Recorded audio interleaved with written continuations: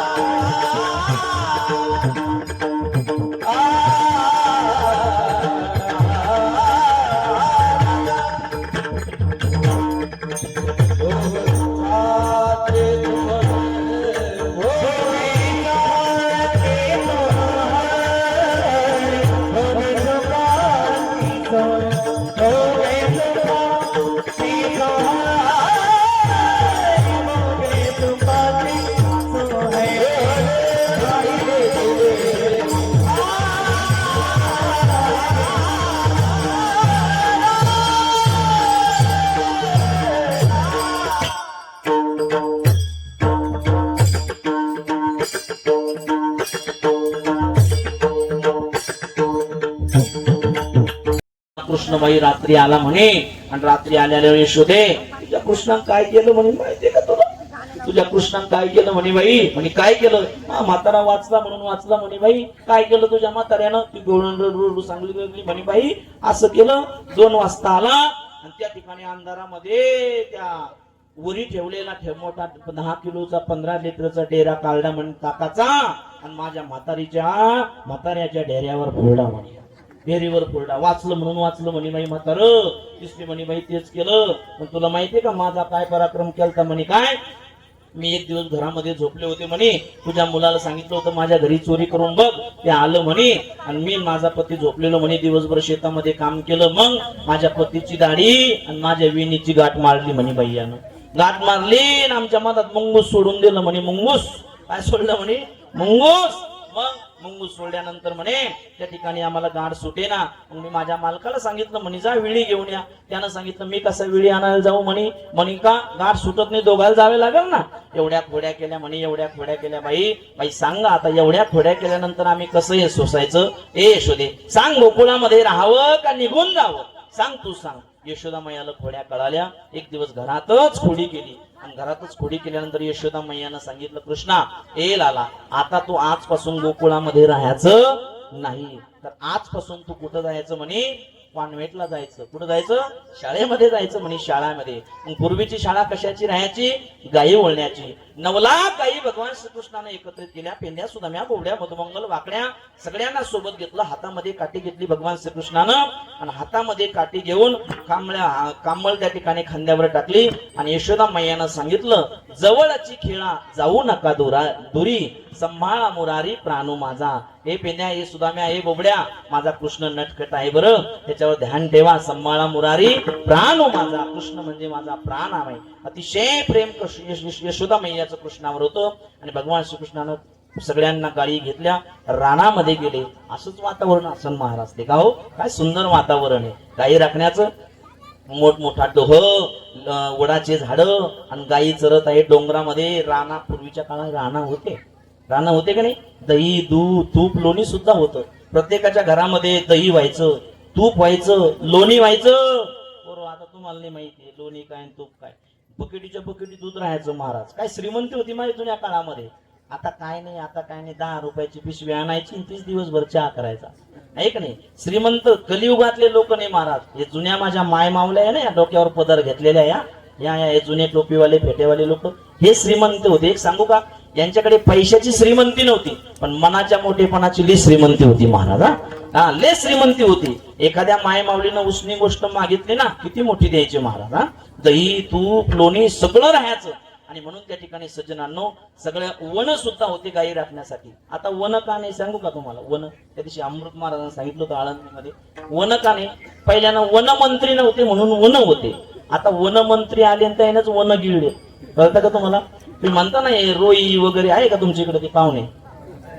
परवाला तर असे भेलो महाराज आम्ही.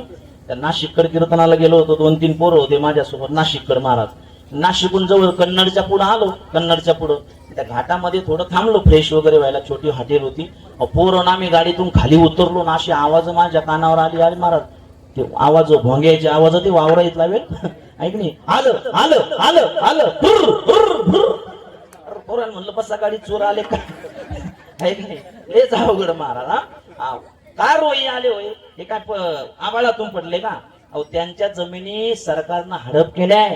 1000 एकराची जंगल सरकारनं काढले. त्यांना जीवन जगण्याचा अधिकार आहे ना. आणि दुसऱ्या राज्यातून कुठून तरी ते आपल्या भागामध्ये आले. लक्षित नाही का. नव्हते का परिसरात पूर्वीच्या काळामध्ये नव्हते का हे जनावर, हरिण होते, हे होते नाही. त्यांना खायासाठी काहीच ठेवलंच नाही ना महाराज. लक्षित नाही का. म्हणून रानामध्ये सगळ्यात त्या ठिकाणी गोपाळ त्या ठिकाणी गायी घेऊन गेले. गायी घेऊन जात असताना मनेरी नावाची गाय, अधिकृत सगळ्या गायी होत्या. गोड कथा आहे पण सांगण्यासाठी वेळ नाही. सगळे ढोरं गायी त्या ठिकाणी चरत आहे. आणि चरता जुने लोक गायी म्हशीकडे ढोराकडे गेले तर काही मर्दानी खेळ खेळायचे. खेळत होते का नाही तुम्ही. मर्दानी खेळ काय खेळायचे, विट्टी दांडू. म्हणून तब्येती चांगल्या होत्या. या जुन्या लोकांच्या तब्येती बघा ना कशा स्ट्रॉंग येतं. अजूनही 4-4, 5-5 भाकरी खातात, ठेचा खातात. बरोबर एक नाही. आणि आमचे लहान हे पोरं शंकरपाळे काहीच खात नाही महाराज. धकतच नाही त्यात. काय मर्दानी खेळ होते. खेळून काम करून भूक लागायची. बरोबर एक नाही. आता काय पोरायचं खेळणं सांगा. पोरग घरात आलं की दप्तर टाकतं, मम्मीचा मोबाईल घेतो. बरोबर एक नाही. अशा भरपूर मम्म्या बसल्यात माझ्या समोर. मम्म्या पोरग रडू नये म्हणून त्याला मोबाईल देतात. पण हे नुकसानकारक आहे महाराज. ऐक नाही. जन्माला आल्याबरोबर भिंगाचे चष्मे पोरायच्या डोक्याला. बरोबर एक नाही. नुकसानकारक आहे महाराज. ऐका, आपला त्रास वाचावा म्हणून आपण त्याला मोबाईल देतो, पण त्याच्या जीवनात सगळ्यात मोठा त्रास तुम्ही घालून द्यायला लागल्या बाया. लक्षित नाही का. आणि म्हणून सगळ्या गोपाळांनी त्या ठिकाणी गायी राखणं चालू आहे. गायी राखता वेगवेगळ्या प्रकारचे खेळ खेळले. हमामा पेरा हमामा, हमामा पेरा हमामा,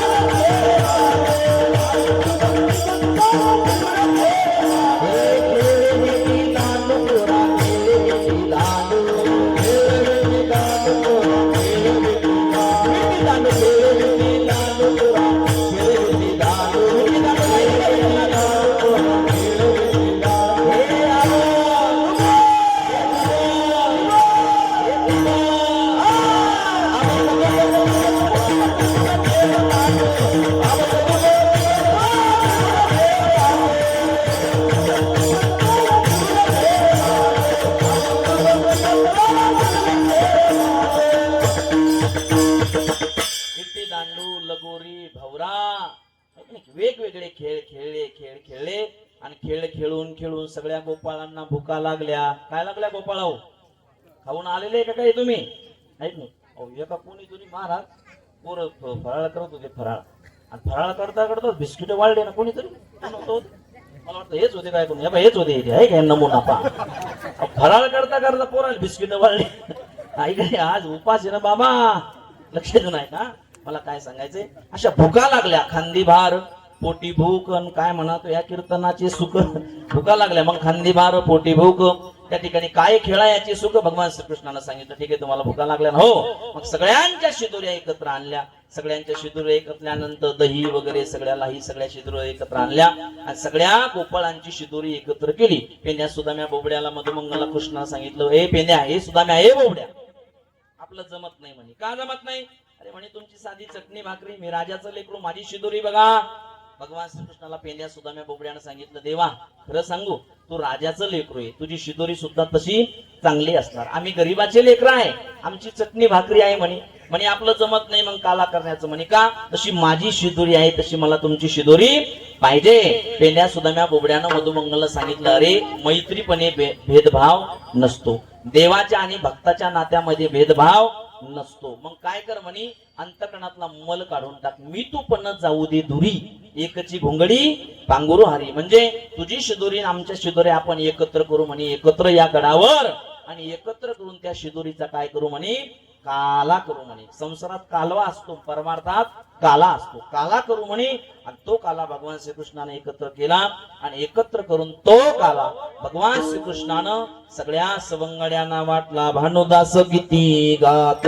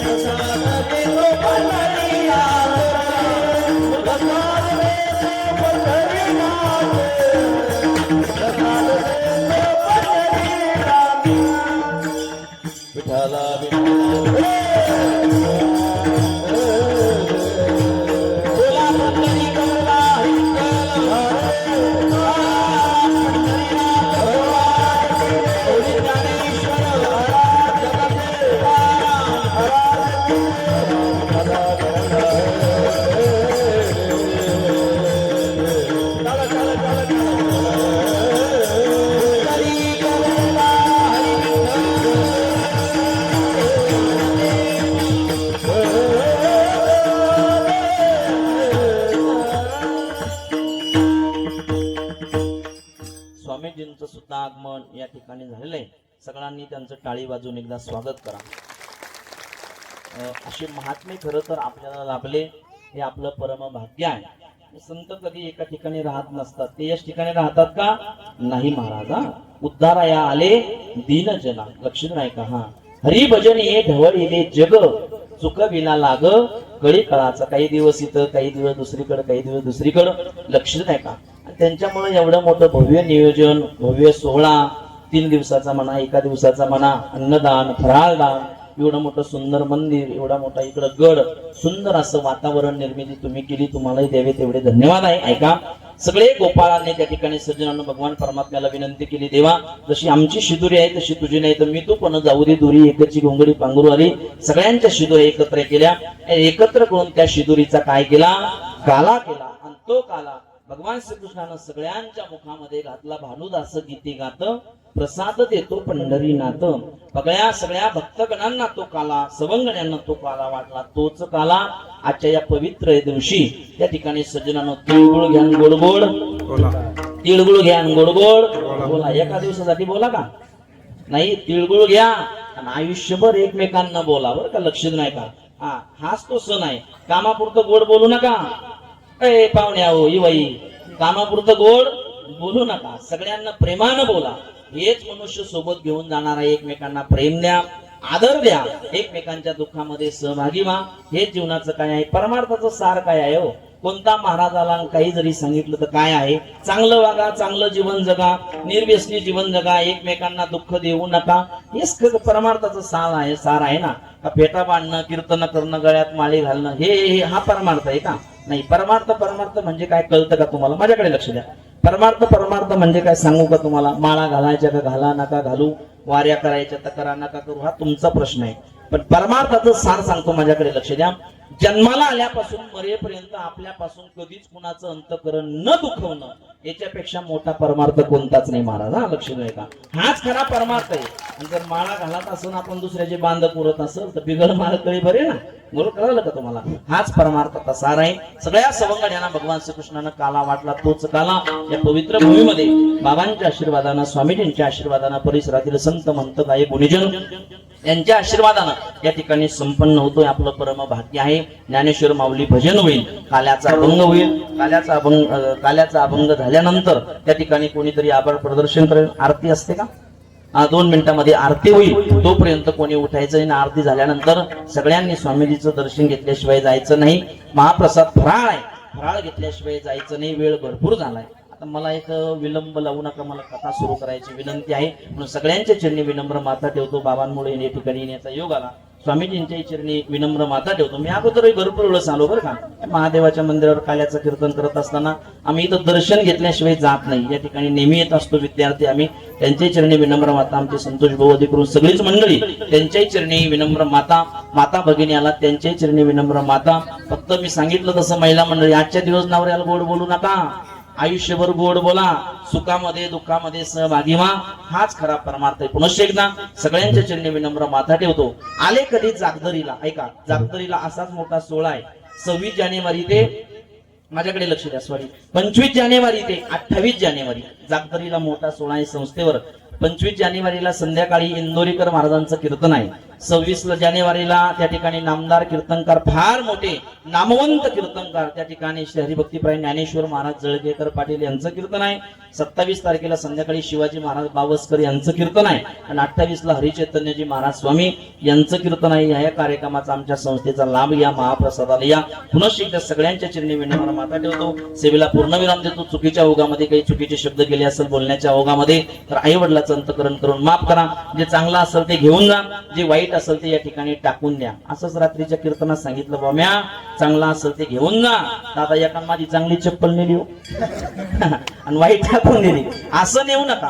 कुठेही सत्संगामध्ये गेले तर माणसानं चांगले विचार घेऊन गेलं पाहिजे. एवढा मोठा खर्च तुम्ही करताय ना, मग चांगलं जे कीर्तनकार सांगतात तसं वागण्याचा सुद्धा प्रयत्न केला पाहिजे. तर मोठमोठाले सोहळे करायचे, काहीच परिवर्तन करायचं नाही. सांगू तुम्हाला, अरे खाली पडलेलं शेण जर माती घेऊन उठत असेल तर एवढा मोठा केलेला खर्च सुद्धा काहीतरी बदल घेऊन उठला पाहिजे. संतांच्या सहवासामध्ये, स्वामीजींच्या सहवासामध्ये आपण आलोय, काही परिवर्तन झालं पाहिजे. म्हणून सगळ्यांच्या चरणी विनम्र माथा ठेवतो. सेवेला पूर्ण विराम देतो. ज्ञानेश्वर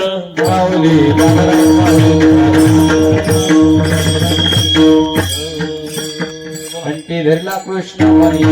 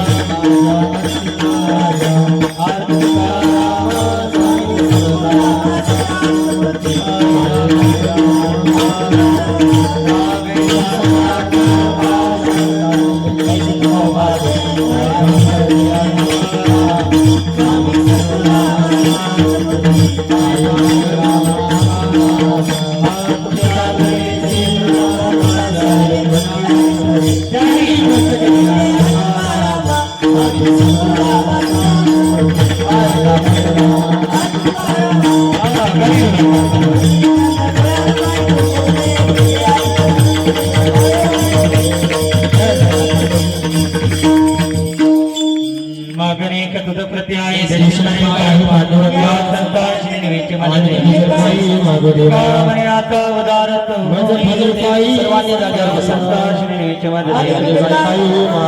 ज्ञानदेव तुकाराम